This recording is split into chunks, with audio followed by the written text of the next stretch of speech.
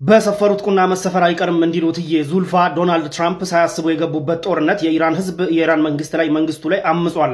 አያቶላውን ከገደልን ደግሞ ተነስቶ መንግስት ይገለብጥልናል ብለው አስበው የጀመሩት ጦርነት እንደ ቦምሪንግ ዞሮ መጥቶ እንግዲህ ራሳቸውን ማጅራታቸውን ነክሷቸዋል። በትላንትናው ዕለት እንደምታውቁት እንግዲህ የኢራን ህዝብ ኢን ሚሊየንስ በሚሊዮኖች ወጥቶ አዲስ የተሾሙትን አያቶላ ሙጅተባ ኮሚኒን እየደገፈ ባለበት ሰዓት ግን በትላንትናው ዕለት ኢን ሚሊየንስ ደግሞ አሜሪካውያን በመውጣት ዶናልድ ትራምፕ ኢሚዲየትሊ ስልጣን ሊለቅ ይገባል የሚል ጥሪዎች እያሰሙ ነው ያሉት።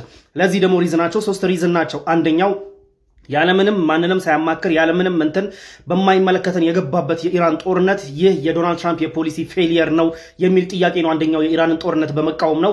ሁለተኛው ደግሞ ይህ ጦርነት ያመጣው ጣጣ ነው። ይህ ጦርነት እንግዲህ አሜሪካ ውስጥ የነዳጅ መጨመርና የኮስት ኦፍ ሊቪንግ የኑሮ ውድነትን ማስወደዱን ተከትሎ እንግዲህ ይህም የዶናልድ ትራምፕ የፖሊሲ ፌሊየር ነውና ብቁ አይደለም፣ ለመሪነት ብቁ አይደለም፣ ኢሚዲየትሊ ስልጣን ሊለቅ ይገባል የሚል ነው። ሶስተኛው ያው በኢሚግሬሽን ነው፣ በኢሚግሬሽን ህጎቹ ነው አይስ ምናምን ስታፍ። ከነዚህ 3 ጥያቄዎች ግን ሁለቱ ሳያማክር የኢራን ህዝብ መንግስት ላይ አምጿል። ስለዚህ ሊገለብጥልኝ ነው ብሎ የገባው ጦርነት መልሶ እሱን ህዝብ ላይ አሳምጾበታል። ኦን ቶፕ ኦፍ ዳት ደግሞ በእንቅርት ላይ ጆሮ ደግፍ እንዲባል የሁርሙዝ ሰርጥን አስከፍታለሁ፣ ይህን ኑሮ ውድነት፣ ይህ የነዳጅ መጨመርና የኮስት ኦፍ ሊቪንግን ለማስቀነስ እንግዲህ ሁርሙዝ ሰርጥን አስከፍታለሁ ብሎ ያሰቡት የሚሊተሪ እርምጃ፣ የእግረኛ ጦር እርምጃ አሁን ከፔንታጎን እየወጡ እንዳሉ መረጃዎች ከሆነ 2 ወር ሊፈጅ ሁሉ እንደሚችል እየተነገረ ነው ያለው። እንግዲህ አስቡት፣ ስዊፍትሊ ይከፈታል ተብሎ ነበር መጀመሪያ ታስቦ የነበረው። አሁን ግን እስከ 2 ወር ሊፈጅ ይችላል ሁርሙዝ ሰርጥን ለማስከፈት ነው እየተባለ ያለው።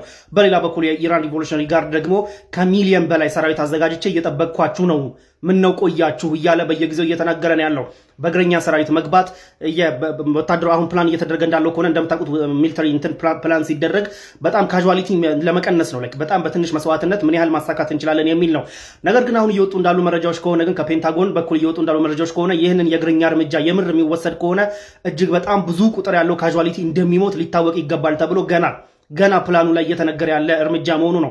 ገና ፕላኑ ላይ ገና ብዙ የአሜሪካ ወታደሮች ይሞታሉ ተብሎ እየተነገረ ነው ያለው። በዛ ላይ ለ2 ወር ነው ገና ይህ ኦፕሬሽን። በሌላ በኩል ደግሞ ይሳካል አይሳካልም ሌላ ጉዳይ ነው።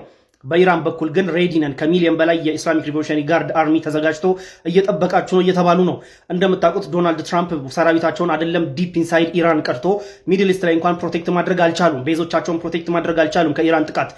ኢራን ውስጥ ደግሞ ዲፕ የኢራን ቴሪቶሪ ውስጥ ዲፕ ገብተው ግን ፕሮቴክት ሊያደርጓቸው ይችላሉ ወይ? እዚህ እንኳን ያልቻሉትን አይገስ ዊል ሲ። እስራኤል ውስጥ ክርስትናን መስበክ በወንጀል ላይ ያስቀጣ ነው። እኛ እዚህ በኢራንና በአሜሪካ ጦርነት ቢዚ ሆነን ባለንበት ሰዓት ከ7 ቀን በፊት የእስራኤል ፓርላማ ኦር ኬኔሴት ውስጥ አዲስ ረቂቅ ህግ ቀርቧል። ክርስትናን መስበክ በ2 ዓመትና ከ1 ዓመት እስከ 2 ዓመት እንዲያስፈርድና በወንጀል እንዲያስጠይቅ የሚጠይቅ ረቂቅ ህግ ቀርቧል።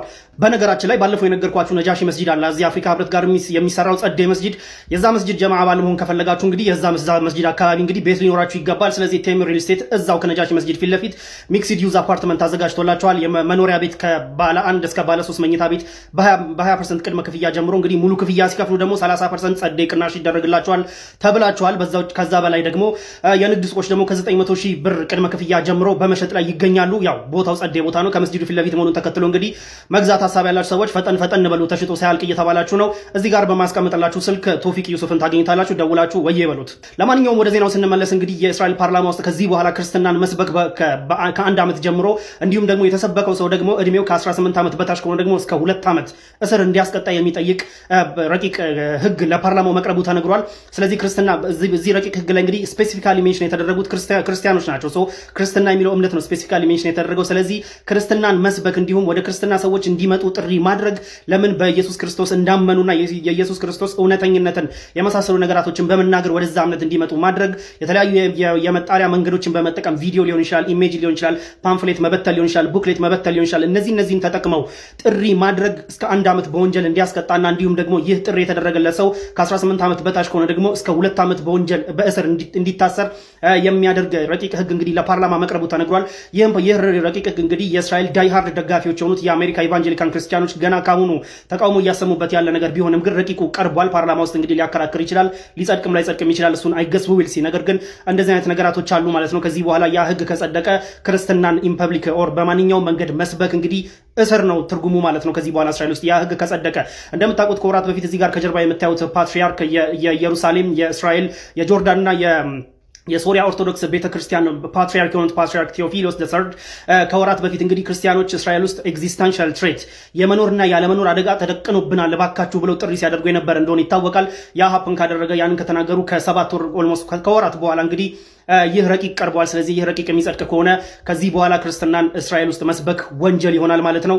ይጸድቃል አይጸድቅም? አይ ገስ ዊ ዊል ሲ